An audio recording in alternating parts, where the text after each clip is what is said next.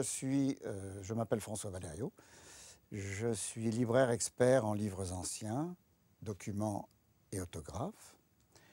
Je pratique cette profession depuis les années 70, un petit peu, oui, les années 70, on va dire. J'ai fait tout d'abord des études littéraires, évidemment, qui m'ont donné le goût à la lecture,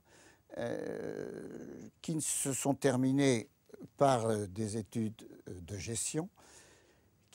Et à la fin de ces études de gestion, eh bien, lorsqu'il a fallu travailler, j'ai décidé de m'intéresser aux livres anciens, ceci du fait de l'intérêt que ma mère portait aux choses anciennes, aux objets.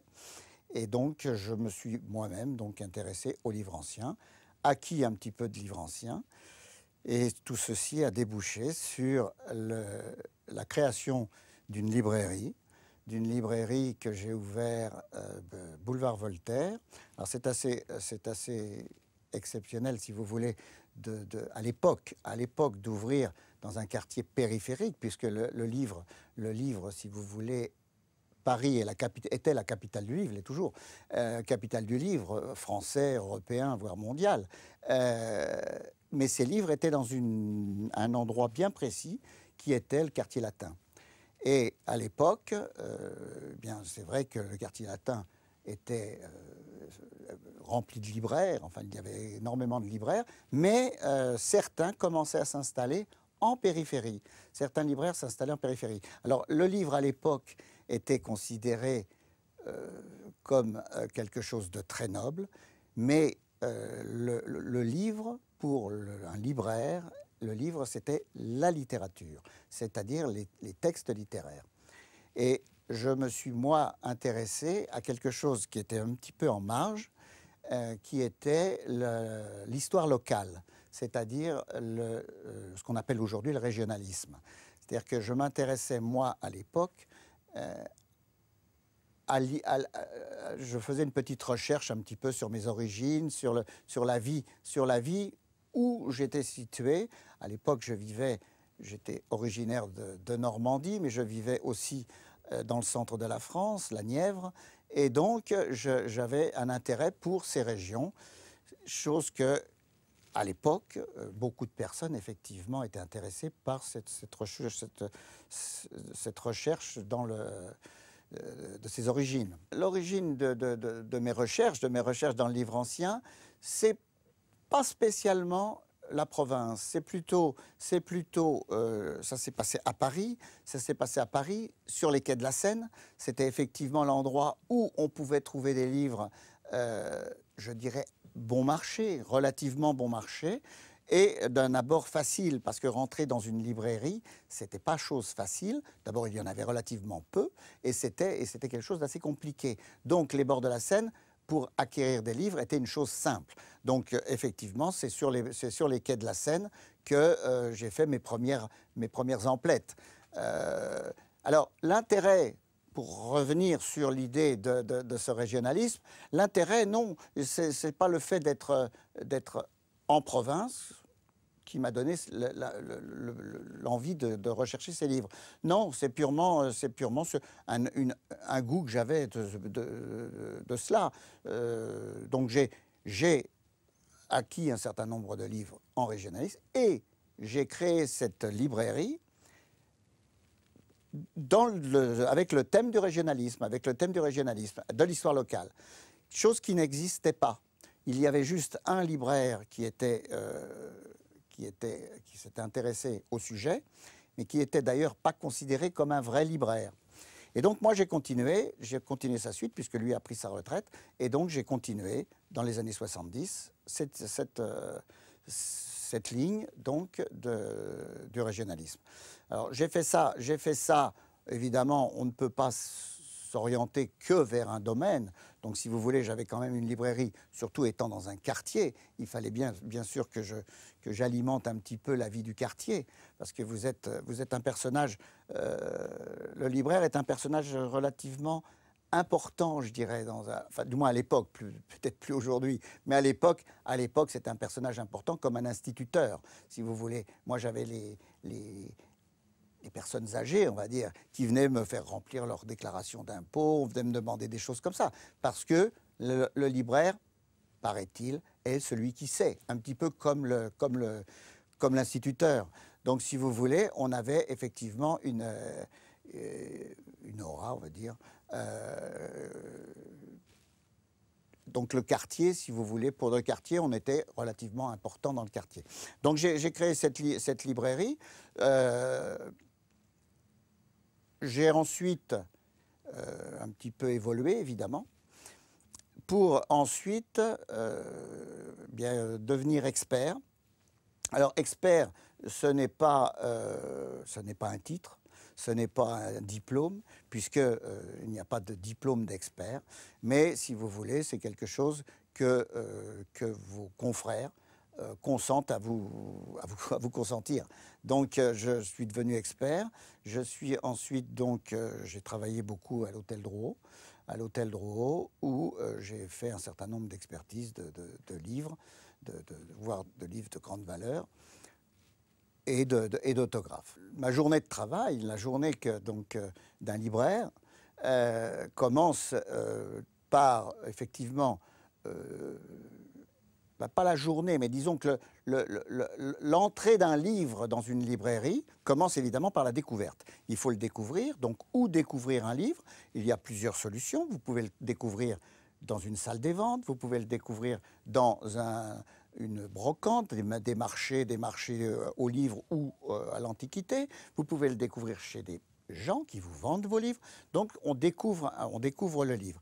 Ensuite, lorsque le livre est acquis, donc on l'achète, on s'entend avec ou les marchands ou les particuliers qui désirent vendre. Lorsque le livre est acquis, on en fait une fiche, on le met pas systématiquement en rayon. On peut le faire, on peut le mettre en rayon, faire un prix, voilà, on fait un prix, on l'a acheté tant, on le revend tant, c'est une possibilité. Mais disons que on peut aussi essayer de faire une recherche, de savoir si ce livre est rare, est pas rare, a un intérêt. Chaque livre, si vous voulez, demande une recherche. Aujourd'hui, si vous voulez, un livre ne rentre pas chez moi sans la moindre recherche.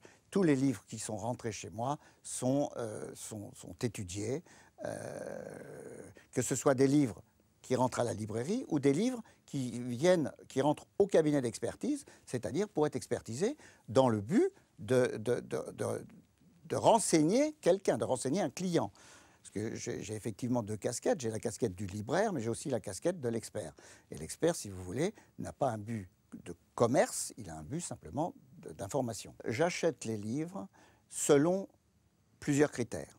Ça peut être un critère de qualité du livre, ça peut être un critère d'intérêt.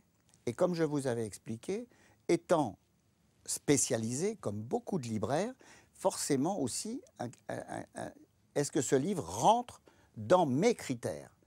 Donc si ce livre rentre dans mes critères, je vais le faire rentrer donc dans ma librairie facilement. Je parle de la librairie là. Donc ce livre va rentrer dans la librairie et effectivement, on va donc faire cette fameuse fiche, faire cette étude autour du livre. C'est ce qui me fait acheter un livre.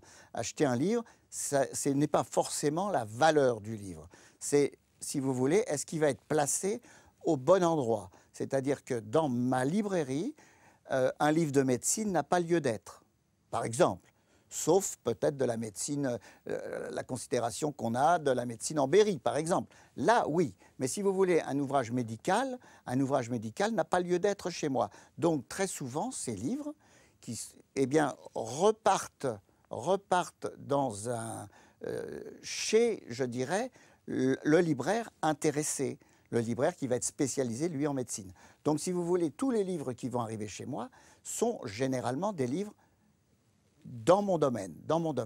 Donc, alors après, bien évidemment, la beauté du livre, parce que là, vous avez la reliure, vous avez des tas de choses qui vont rentrer en ligne de compte, qui vont me faire plus ou moins acheté cher déjà l'ouvrage. Un ouvrage identique dans une reliure d'un grand relieur, bien évidemment, ne va pas valoir le même prix qu'un exemplaire broché ou un exemplaire numéroté, etc. Donc, si vous voulez, voilà ce qui va me faire acheter des livres. C'est la principale raison. C'est la principale raison. Le livre, si vous voulez, le livre, tous les livres se ressemblent. À peu près, ils sont brochés, ils sont cousus, etc. Maintenant, il est exact que l'intérêt d'un livre, je dirais que peu de gens vont être capables d'évaluer la valeur d'un livre. C'est un petit peu pour ça qu'on fait appel à nous en tant qu'experts. Parce que vous avez effectivement des ouvrages anodins qui ont de grandes valeurs. Et vous avez des ouvrages qui paraissent de qualité, qui paraissent beaux, qui ont une valeur relativement faible. Donc, si vous voulez, comment fait-on pour connaître la valeur d'un livre? Je dirais que là, c'est l'expérience. C'est l'expérience, ça fait près de 50 ans que je fais ce métier. Donc, si vous voulez, c'est l'habitude, c'est de voir des livres, très, très important. Parce que si vous voulez, le fait d'être devenu expert m'a fait voir des livres de grande valeur, puisque j'ai expertisé des livres comme un livre d'heures de la reine Claude de France, qui s'est vendu ensuite plusieurs millions d'euros. Donc, si vous voulez, c'était évidemment une pièce unique, c'était quelque chose d'assez extraordinaire. Donc, vous avez la valeur d'un livre, ça me permet, si vous voulez, de voir des choses de grande valeur. J'ai vu des manuscrits, des choses comme ça, que vous ne pouvez pas voir, ou vous avez de grandes difficultés à voir si vous n'êtes que libraire. Si j'étais resté dans mon petit quartier, effectivement, ce sont des choses que je n'aurais pas vues.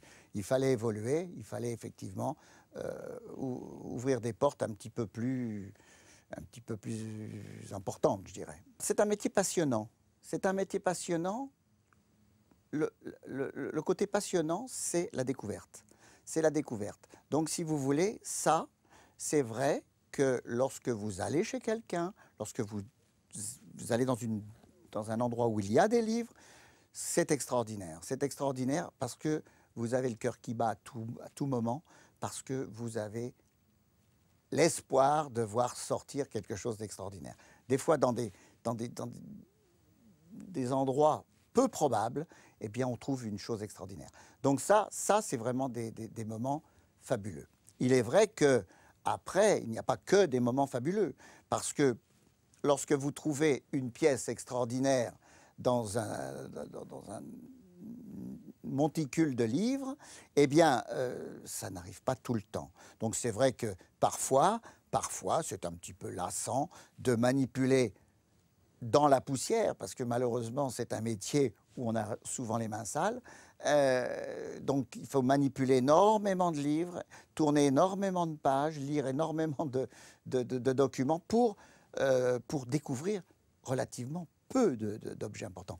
Donc, si vous voulez, mais ça, c'est tellement important, cette découverte, que je dirais que ça fait passer la pilule. Et le fait effectivement de faire des fiches, parce que faire des fiches, c'est pas forcément passionnant. Ce qui est passionnant, c'est la recherche du pourquoi. Pourquoi on va écrire ces choses-là, pourquoi on va faire ces fiches. Ça, effectivement, c'est passionnant. Mais par contre, le fait de faire des fiches, de les taper, parce qu'aujourd'hui, on les tape sur ordinateur, il y a eu un changement terrible, parce que moi, au départ, l'ordinateur n'existait pas. Moi, je fabriquais des petites fiches sur des petits cartons et que je montrais aux clients. Aujourd'hui, il faut leur montrer des listings, des choses comme ça. Mais à l'époque, ce n'était pas du tout le cas. C'était beaucoup plus...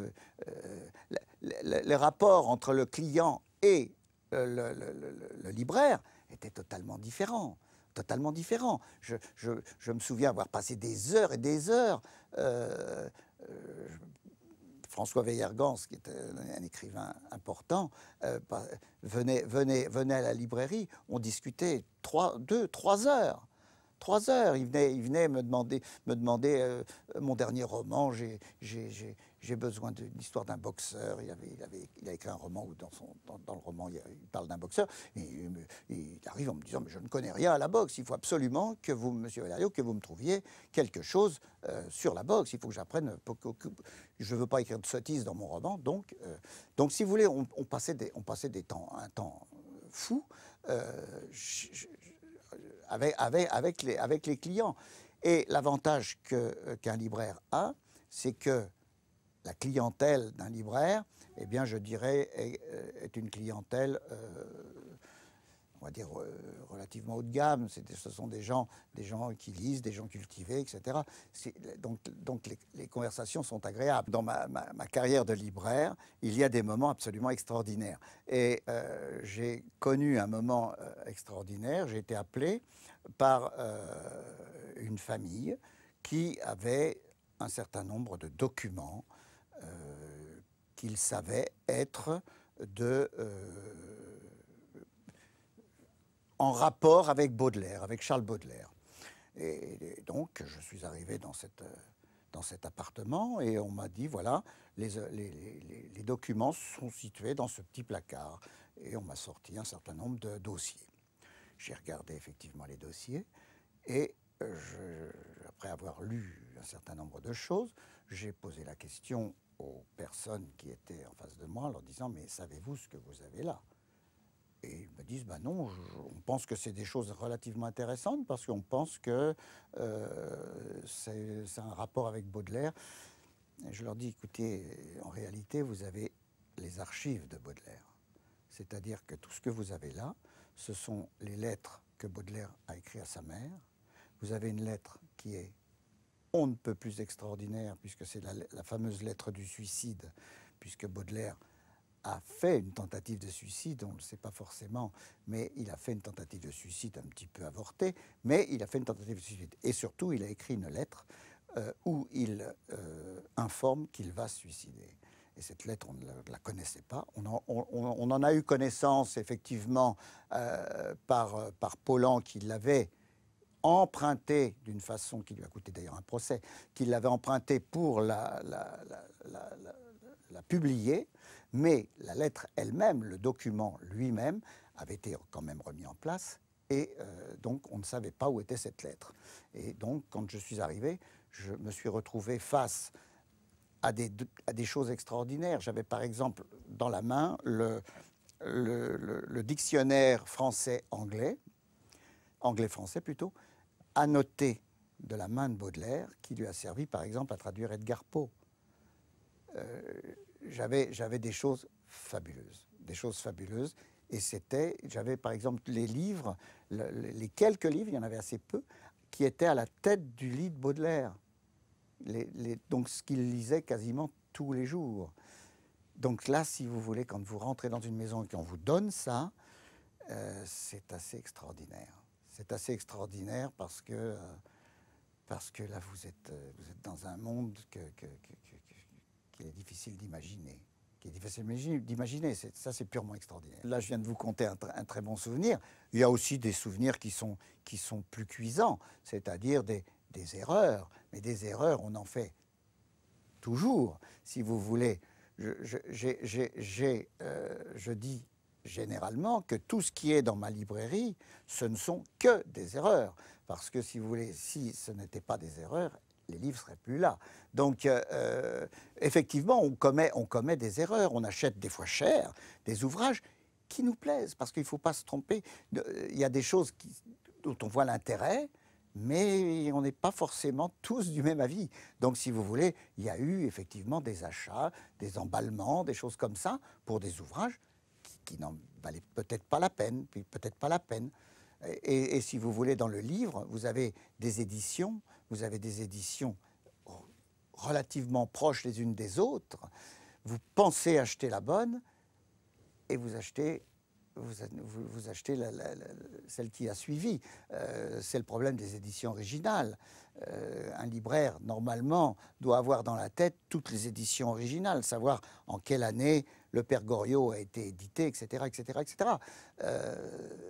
Très honnêtement, on ne peut pas toutes les avoir en tête. Donc, on suppose, parce qu'on connaît quand même à peu près et les années et les éditeurs, donc on peut supposer acheter la bonne édition. Mais s'il arrive qu'on achète, des fois cher, eh bien, la mauvaise édition. Et là, écoute, là évidemment, c'est un petit peu dommageable. Outre cette casquette de libraire, j'ai donc cette casquette d'expert qui m'est venue par la demande de commissaires-priseurs qui m'ont demandé à expertiser pour eux un certain nombre de livres ou d'autographes ou de manuscrits. Donc la chose se passe de la façon suivante. On m'apporte généralement ces documents, ces livres, pour que j'en donne l'intérêt, c'est-à-dire de savoir si cet ouvrage a un intérêt ou non. La réponse, si elle est non, évidemment, la chose s'arrête là. Si la réponse est oui, eh bien là, on va faire une étude. On va faire une étude pour en établir le prix. Sur un certain nombre d'ouvrages qu'on m'apporte. Eh bien, certains vont avoir un prix important, d'autres vont avoir des prix moins importants. Pourquoi? Quel est l'intérêt d'un livre? Eh bien, l'intérêt d'un livre, je dirais que c'est le futur acheteur qui en donne l'intérêt. Parce que il est évident que pour qu'un livre soit intéressant, il faut qu'il aille dans les mains de quelqu'un. Donc, est-ce que ce livre que j'ai donc estimé intéressant, est-ce que ce livre, après j'en estimerai la valeur financière, mais est-ce que ce livre mérite donc d'aller dans une bibliothèque, donc ça c'est l'intérêt du livre. L'intérêt du livre, c'est moi qui vais l'établir, c'est-à-dire que je connais l'intérêt que portent les gens aux livres, à certains livres, à certains thèmes. Donc un ouvrage, si vous voulez, sur la chasse, va peut-être intéresser plus qu'un ouvrage sur les mathématiques, bien que ce n'est pas vrai. C'est pas systématique, parce que si vous voulez, des gens s'intéressent aux mathématiques, d'autres s'intéressent à la chasse. Donc l'intérêt d'un livre, je dirais que c'est à force d'en voir, c'est là qu'on en connaît la valeur. La valeur, donc si vous voulez, la valeur et l'intérêt. Donc c'est à force de voir des livres que effectivement on peut donner une valeur à un livre. Cette casquette d'expert, si vous voulez, m'a fait toucher un certain nombre de documents.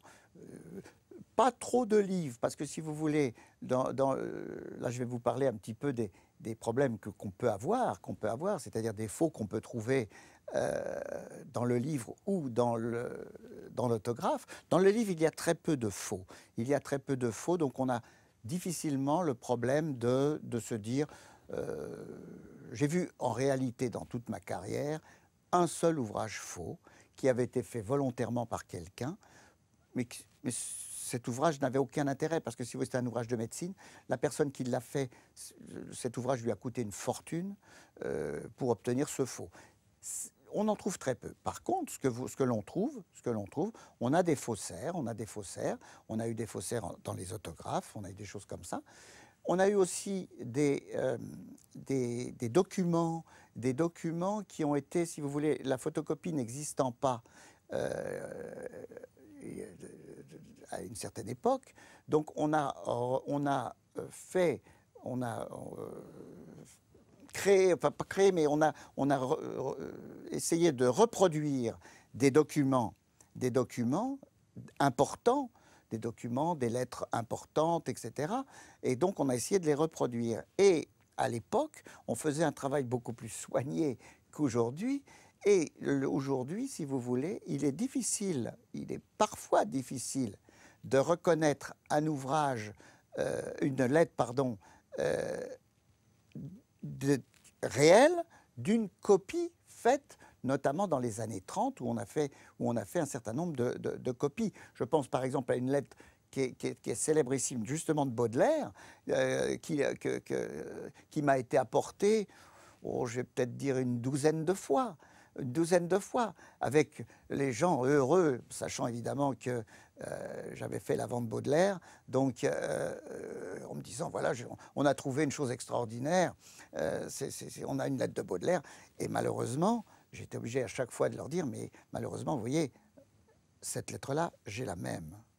Et je leur ai donc sorti exactement la même lettre, qui était en réalité un facsimilé fait dans les années 30, mais qui était fait remarquablement. On avait vraiment l'impression que c'était une lettre qui avait été signée par Baudelaire.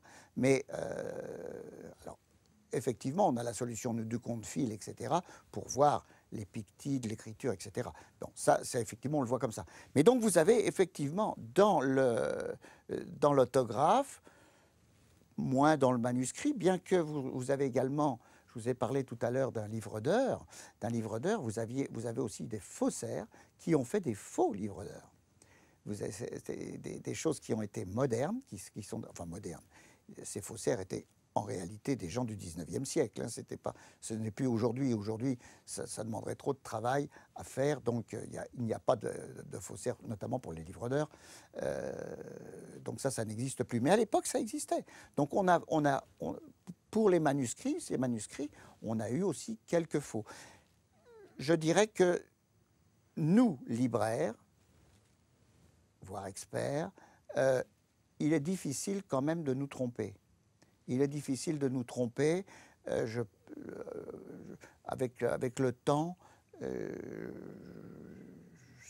il me semble que à peu près tous les libraires seraient capables de dire que ce document est un facsimilé ou est un document authentique. Le métier de libraire est peut-être en voie de disparition. C'est un métier, si vous voulez, qui va manquer de matières premières. C'est-à-dire que nous avons eu la chance d'avoir une masse de livres qui nous est passée entre les mains. Aujourd'hui, ces livres se raréfient. La grande raison, c'est effectivement Internet. Internet, pour nous, est un outil, mais est aussi un danger terrible. C'est que Internet, la lecture passe maintenant par le net. Et des gens qui lisent, il suffit de se promener dans le métro, vous allez voir qu'une personne sur deux lit sur une tablette.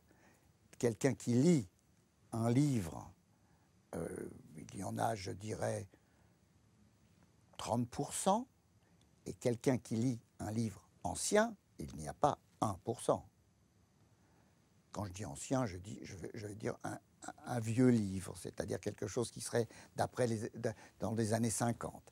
Eh bien, donc, si vous voulez, malheureusement, le métier de libraire, voire le métier d'expert peut-être moins, parce que nous sommes dans une gamme de livres qui existera toujours. On est dans le livre de valeur, donc ce livre-là existera toujours, parce qu'il sera toujours conservé. Mais le livre de poche va disparaître. Le livre de poche va disparaître. Donc, si vous voulez, le livre de poche, pour nos arrière-petits-enfants libraires, eh bien, ça sera le livre que nous régalons avec les livres. Eh bien, eux se régaleraient avec des livres de poche, qui n'existeront plus parce que le papier n'étant pas de qualité, on va se retrouver avec des choses qui vont disparaître, qui vont s'effriter, etc. Et puis surtout, le net. Maintenant, les gens, c'est tellement plus facile de lire sur le net que de lire un livre. Et malheureusement, ça va être très compliqué pour nous.